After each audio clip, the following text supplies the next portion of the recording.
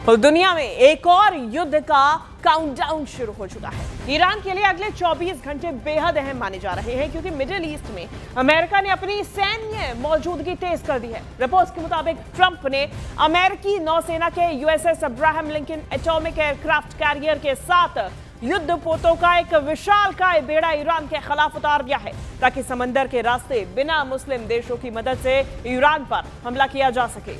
USS Abraham Lincoln अमेरिकी नौसेना का एक न्यूक्लियर पावर्ड एयरक्राफ्ट कैरियर है। ये दुनिया के सबसे बड़े और सबसे ताकतवर वॉरशिप में से एक माना जाता है।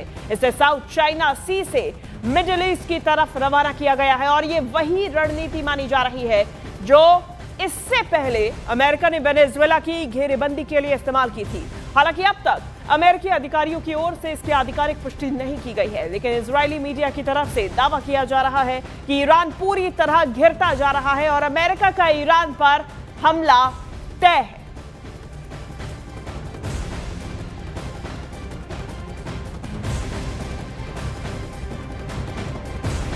तो एक तरफ इजरायली मीडिया का यह दावा जो कि घेरेबंदी का दावा किया जा रहा है कि अमेरिका यूएसएस अब्राहम लिंकन पर तैनात एक F-35 फाइटर जेट्स के जरिए ईरान पर हमला कर सकता है, तो वहीं ईरान ने भी कड़ा जवाब देने का संकेत दे दिया है। IRGC का दावा है कि इजराइल के 8 ठिकानों को निशाने पर लेने की हाइपरसोनिक मिसाइलों से तैनाती कर दी गई है और इजराइल के एयरबेस और मिलिट्री साइट्स अब ईरान की सीधी जद में है। अब इसी बीच सऊदी अरब, कतर और ओमान ट्रंप को मनाने में जुटे हुए हैं और ईरान पर संभावित हमले को टालने की अपील कर रहे हैं। उन्होंने चेतावनी दी कि इससे पूरे क्षेत्र में एक बड़ा संकट खड़ा हो सकता है। रूस के राष्ट्रपति व्लादिमीर पुतिन ने भी वैश्विक हालात को लेकर कड़ी चेतावनी दी और कहा कि अंतर्राष्ट्रीय स्थिति बेहद चिंताजनक होती जा रही है।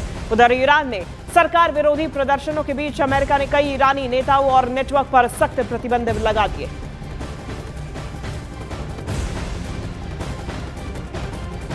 तो ईरान में सत्ता विरोधी उग्र प्रदर्शन की वजह से गृह युद्ध जैसे हालात बन गए हैं, जिसकी वजह से वहां पर तनाव है। तो खमेनेई सरकार को बाहर से अमेरिका की संभावित सैन्य कार्रवाई का भी डर सता रहा है।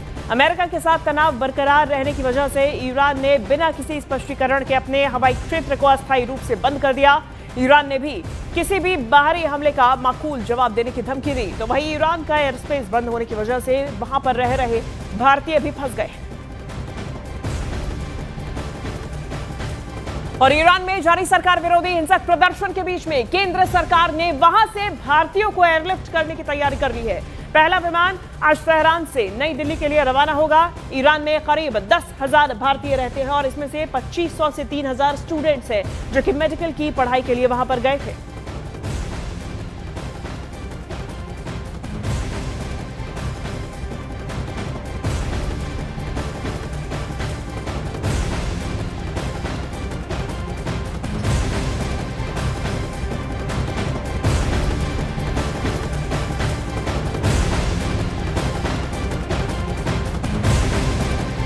और गाजियाबाद के merchant navy engineer Ketan Mehta के ईरान में फंसे होने की खबर से परिवार में हड़कंप मच गया है। देखिए, केतन MT ग्लोबल एस जहाज पर 3rd इंजीनियर के पद पर तैनात हैं। परिजनों का दावा है कि ईरानी रेवोल्यूशनरी गार्ड ने जहाज कब्जे में लेकर केतन समेत 16 क्रू मेंबर्स को हिरासत में ले लिया है।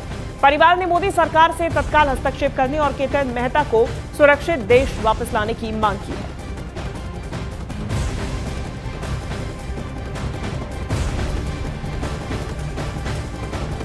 मेरा बेटा केतन मेहता मर्चेंट नेवी में दुबई की एक फर्म के अंदर 3rd इंजीनियर के पोस्ट पे काम कर रहा था, जो कि दुबई से ईरान गया था और ईरान से डीजल लेके ये आ रहे थे। लास्ट हमारी 31 दिसंबर को बात हुई है, उसके बाद बात नहीं हुई, लेकिन 6 जनवरी को हमें एक अननोन नंबर से पता लगा कि उसे अरेस्ट कर लिया है। उसके बाद में फिर हमने कांटेक्ट कर रहे, लेकिन कांटेक्ट हो नहीं पा रहा और किसी से हमारी बात भी नहीं हो पा रही। हम ये जानना चाह रहे हैं कि किस उसको जुर्म में अरेस्ट किया है, किस वजह से किया और कहाँ पर है। हमारी एक बार बात करा दो और मोदी जी से मेरी विनती है, निवेदन करता हूँ कि मेरे बेटे को सकुशल घर पहुँचाएं। और उधर यूपी के प्रतापगढ़ के कुंडा इलाके में merchant navy chief officer Anil Kumar Singh को ईरान में जेल भेजे जाने का मामला सामने आया। परिजनों के मुताबिक एमटी वेलिएंट रोर नाम के शिप को ईरानी सैनिकों ने जब्त किया था और कच्चा तेल स्मगलिंग के आरोप में 10 भारतीय अधिकारियों को जेल भेज दिया गया। अनिल सिंह की पत्नी गायत्री सिंह ने पीएम मोदी और विदेश मंत्रालय से पति को सुरक्षित वापसी, उनकी रिहाई की गुहार लगाई है। परिवार का कहना है कि अनिल सिंह पर लगाए गए सभी आरोप बेबुनियाद हैं और अभी भी कुछ लोग शिप पर फंसे हुए हैं। ईरान वालों ने गलत तरीके से इल्ज़ाम लगाए हैं कि इनके जहाज़ में डीजल का स्मगलिंग चल रहा था, जो कि सरासर एकदम गलत है। कुछ भी नहीं पाया गया है। मेरा जो है अपने गवर्नमेंट प्रधानमंत्री मोदी जी से और विदेश मंत्री एस जयशंकर सिंह से मेरा विनम्र निवेदन है कि हम लोगों की सुनवाई की जाए और हमारे हस्बैंड जो जेल में है चीफ अफसर 12 लोगों के साथ 6 लोग जो अनबोर्ड शिप में हैं, सबको प्लीज़ छुड़ाया जाए। वहीं ईरान के बाद अब इजरायल के भारतीय दूतावास ने भी एडवाइजरी जारी की है। मौजूदा हालात को देखते हुए दूतावास ने इजरायल में मौजूद सभी भारतीय नागरिकों को सतर्क रहने और इजरायली अधिकारियों और होम फ्रंट कमांड के सुरक्षा दिशा निर्देशों को सख्ती से उनका पालन करने की सलाह दी है। साथ ही भारतीय नागरिकों को इजरायल की गैर जरूरी यात्राओं से बचने के लिए भी कहा गया। इमरजेंसी में भारतीय नागरिक दूतावास की 24 घंटे 24x7 हेल्पलाइन पर संपर्क कर सकते हैं।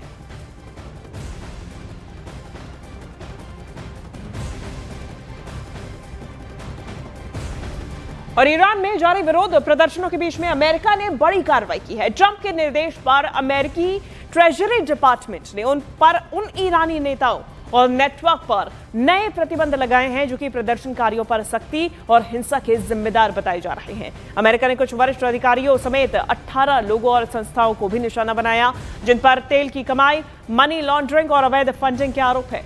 अमेरिकी ट्रेजरी ने कहा कि मानवाधिकारों का दमन करने वालों को बख्शा नहीं जाएगा।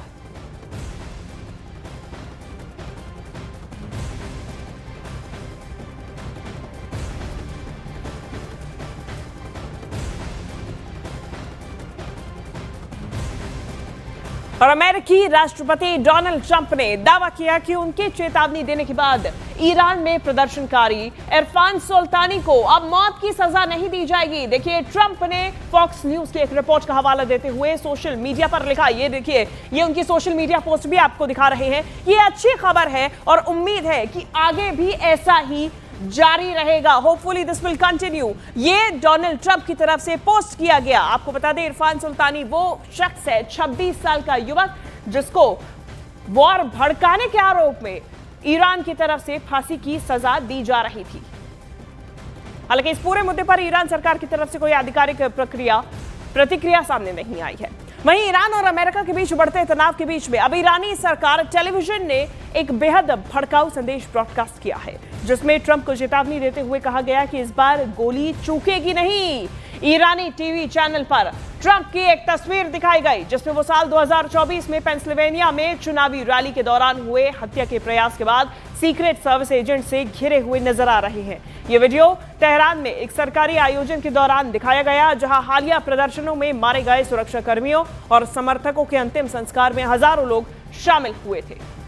और ये तस्वीरें आपको दिखाए, ये पोस्ट किया गया और चेतावनी दी गई। अब देखिए, सीधे तौर पे Khamenei versus Trump, Iran versus America दिख रहा है, क्योंकि अब खामेनेई का दावा है कि प्रदर्शनकारी विदेशी सरकार से जुड़े हुए हैं और दंगाइयों के सामने हम कभी नहीं झुकेंगे। तो वही सीधा सीधा ट्रंप कह रहे हैं कि बेगुनाहों को यदि मारा गया, उन पर जुल्म किया गया, तो फिर हम कार्रवाई करेंगे और अगर फांसी शुरू हुई तो सख्त एक्शन लेंगे। वहीं दूसरी तरफ खामेनेई का कहना है कि ये जो प्रदर्शनकारी हैं, ये विदेशी ताकतों से फंड हो रहे हैं, अहंकारी ट्रंप के सामने हम नहीं झुकेंगे, ऐसा खामेनेई का कहना है। वहीं दूसरी तरफ ईश्वर के खिलाफ युद्ध बताया जा रहा है और इसे दोषियों को मौत की सजा का फरमान बताया जा रहा है। ईरान की तरफ से ये खामेनेई की वार्निंग है और प्रदर्शनकारियों को सख्त वार्निंग देते हुए खामेनेई ने कहा कि दोषियों का दाहिना हाथ और बायां पैर काटा जाएगा, दंगाइयों से विदेशी एजेंट जैसा सलूक किया जाएगा,